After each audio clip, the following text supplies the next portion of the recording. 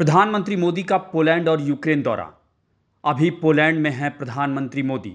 Poland के बाद Ukraine जाएंगे प्रधानमंत्री मोदी। मोदी के पोलैंड दौरे के क्या हैं मायने? अपने 2 दिवसीय पोलैंड दौरे पर प्रधानमंत्री नरेंद्र मोदी कल से अब तक तमाम कार्यक्रमों में हिस्सा ले रहे हैं। प्रधानमंत्री मोदी ने यहां भारतीय समुदाय से भी मुलाकात की और उन्हें संबोधित भी किया। इस दौरान प्रधानमंत्री मोदी पोलैंड के प्रधानमंत्री डोनाल्ड टस्क और राष्ट्रपति आंद्रेज डूडा से मिल रहे हैं।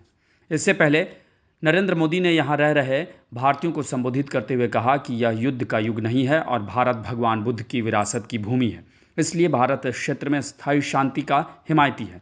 इस दौरान प्रधानमंत्री मोदी ने जामनगर और कोल्हापुर के महाराजाओं के स्मारक पर जाकर उन्हें श्रद्धांजलि भी दी। आपको बता दें कि जामनगर और कोल्हापुर के महाराजाओं ने द्वितीय विश्व युद्ध के दौरान हजारों पोलैंड शरणार्थियों को आश्रय दिया था। गौरतलब है कि प्रधानमंत्री मोदी के तौर पर 45 साल बाद किसी भारतीय प्रधानमंत्री ने पोलैंड की धरती पर कदम रखा है। इससे पहले 1979 में जनता सरकार के तत्कालीन प्रधानमंत्री मोरारजी देसाई ने पोलैंड का दौरा किया था और इसे संजोग ही कहा जाएगा कि वो भी एक गुजराती ही थे। हालांकि 1979 से पहले भी भारत और पोलैंड के बीच अच्छे संबंध रहे हैं। 1954 से ही भारत और पोलैंड के बीच राजनयिक संबंध स्थापित हैं। 1957 में पोलैंड में दूतावास खोला गया था और जब 1989 में पोलैंड ने लोकतांत्रिक व्यवस्था को अपनाया, उसके बाद से भारत और पोलैंड के बीच रिश्ते तेजी से मजबूत हुए और फिर 2004 में पोलैंड जब यूरोपीय संघ में शामिल हुआ, उसके बाद से ये रिश्ते और गहरे होते गए और पोलैंड भारत का अहम आर्थिक भागीदार भी बन गया। 2013 से 2023 के बीच पोलैंड के साथ द्विपक्षीय व्यापार में 190% से भी ज़्यादा की बढ़ोतरी हुई है। 2013 में ये व्यापार 1.95 बिलियन अमेरिकी डॉलर से बढ़कर 2023 में 5.72 बिलियन अमेरिकी डॉलर हो गया।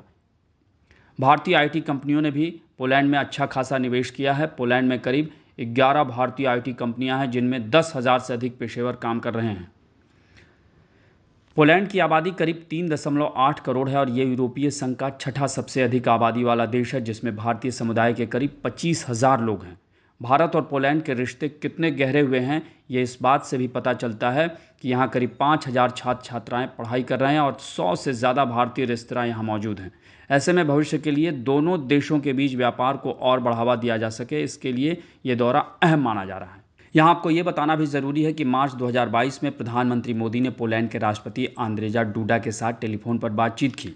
उस वक्त यूक्रेन से भारतीय नागरिकों को निकालने में पोलैंड ने बहुत सहायता की थी और पोलैंड के रास्ते 4,000 से अधिक भारतीय छात्रों को निकाला गया था। जहाँ तक बात पोलैंड के आधुनिक इतिहास की, तो भारत और पोलैंड का रिश्ता काफ़ी पुराना है और माना जाता है कि 16वीं सदी में यहाँ के व्यापारी समुद्र के रास्ते पहली बार भारत आए थे।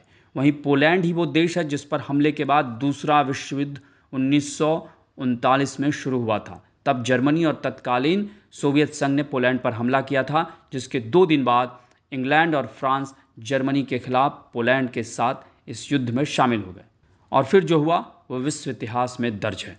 बाद में पोलैंड एक कम्युनिस्ट देश के तौर पर उभरा और 1989 में यहाँ से कम्युनिस्ट शासन का सफाया हो गया। बहरहाल प्रधानमंत्री मोदी की पोलैंड यात्रा के कई मायने हैं और पोलैंड का दौरा खत्म कर जब प्रधानमंत्री मोदी यहाँ से ट्रेन से यूक्रेन के दौरे पर रवाना होंगे तो ये एक युद्धग्रस्त क्षेत्र में उनका ये दौरा नई इबारत लिखेगा। आपको हमारी ये रिपोर्ट कैसी लगी, इसे कमेंट बॉक्स में ज़रूर बताएं और अन्य खबरों से अपडेट रहने के लिए बने रहें हमारे साथ, क्योंकि हम हैं बुलंद भारत टीवी, ताकत आपकी।